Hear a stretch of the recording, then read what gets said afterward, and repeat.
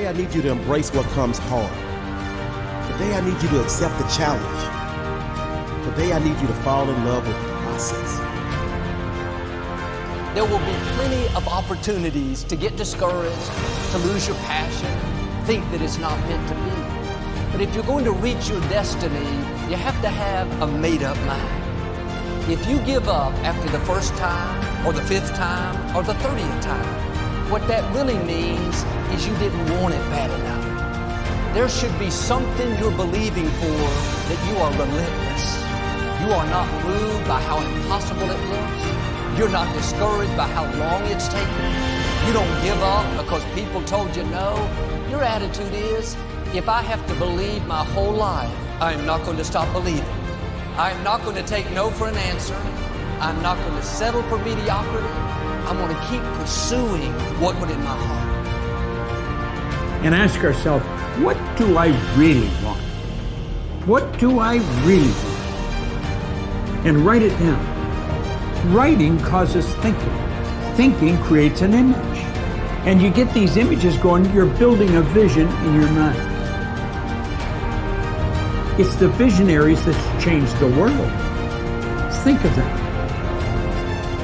But what keeps that competitive edge, what keeps you on top, is the ability to think and prepare mentally over and over and over again.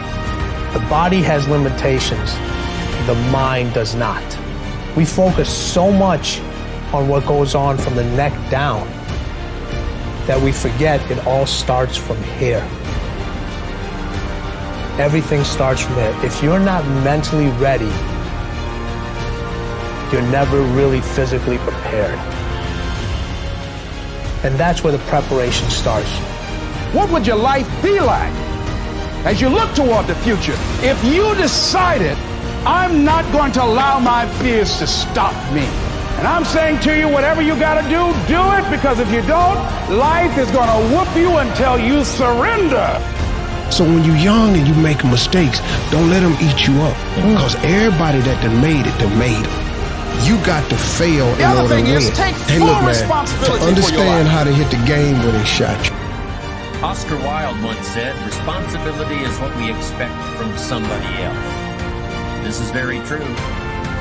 Most people dread accepting responsibility.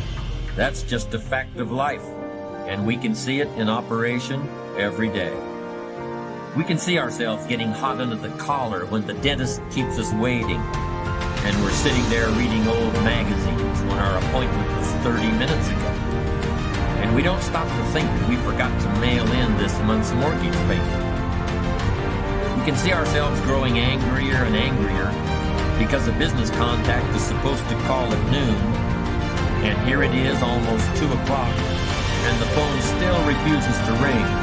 But we don't stop to think about the calls we ourselves have forgotten to return while we've been so busy fuming. We can see ourselves writing an angry letter to the airline because a flight was delayed, but we don't write an angry letter to ourselves when we're late for something, even though that might not be a bad idea at all.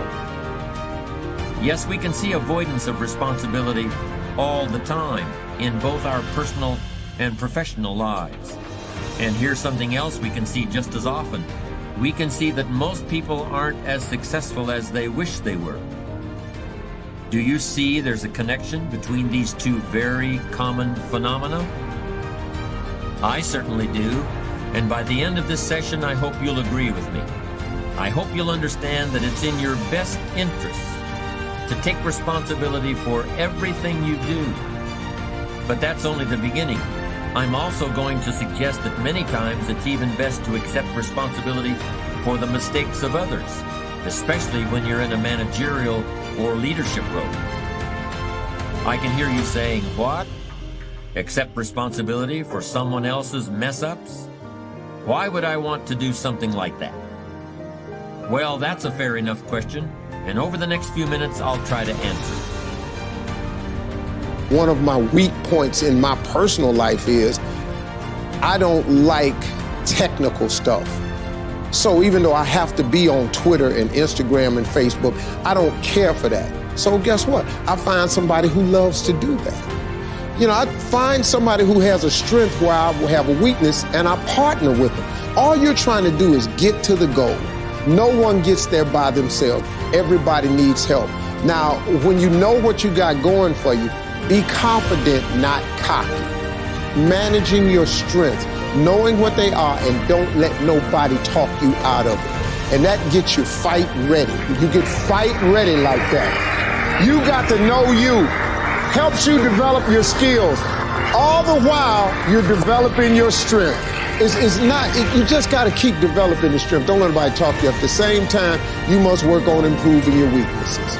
So I've had to, in spite of myself, get on Instagram, get on Twitter, get on Facebook. I got to do the videos whether I want to or not, because the world is moving to social media. If I had as many followers as Kim Kardashian, I probably wouldn't even have to do this TV show.